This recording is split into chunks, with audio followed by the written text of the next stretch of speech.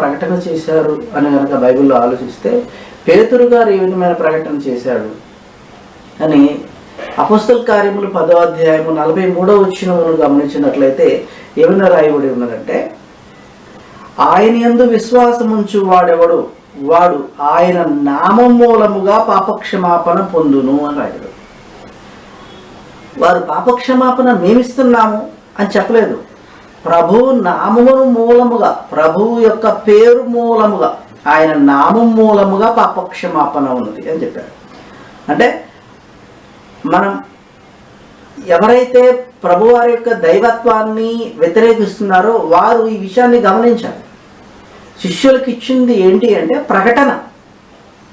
తండ్రి దగ్గర నుంచి వచ్చినటువంటి కుమారుని గురించి ప్రకటించటం ఏదైతే ఉందో ఆ ప్రకటనలో పాపక్షమాపణ ఉంది. ఏం ప్రకటించాలి అంటే ప్రభువారి గురించి ప్రకటించాలి, ప్రభు యొక్క నామాన్ని ప్రకటించాలి, ప్రభు యొక్క నామములో పాపక్షమాపణ ఉన్నది అన్న సంగతి పేతురు గారు తెలియజేస్తున్నారు.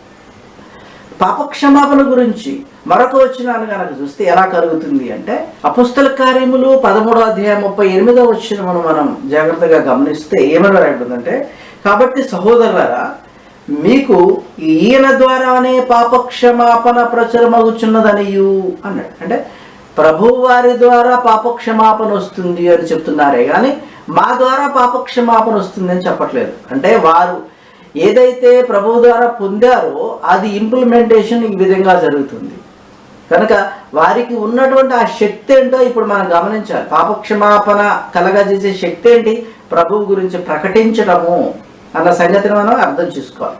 మరొక వచనాన్ని కనుక చూస్తే ప్రభువారు చెప్తున్న మాట, పౌలు గారితో ప్రభువారు చెప్తున్న మాట అపోస్తల కార్యములు 26వ అధ్యాయం 18వ వచనములో చెప్తున్నటువంటి మాట, ప్రభువారు చెప్తున్న మాట పౌలు గారితోటి, నీవు నన్ను చూచి ఉన్న సంగతి గుర్చి, నేను నీకు కనబడబోవు సంగతిని గుర్చి నిన్ను పరిచారకునిగాను సాక్షిగాను నియమించుటకై కనబడి ఉన్నాను.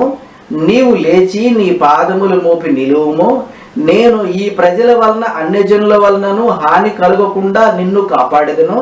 వారు చీకటిలో నుండి వెలుగులోనికి, సాతాను అధికారములో నుండి దేవుని వైపును తిరిగి నా యందలి విశ్వాసము చేతను పాపక్షమాపణయు పరిశుద్ధపరచబడిన వారిలో స్వాస్యమును పొందినట్లు వారి కన్నులు తెరుచుటకై నేను నిన్ను వారి యొద్దకు పంపెదనను అని.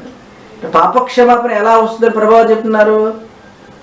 నా యందలి విశ్వాసము చేతను నీకు పాపక్షమ, అంటే ప్రభువారిని నమ్మడం ద్వారా పాపక్షమాపణ కలుగుతుంది అని ప్రకటన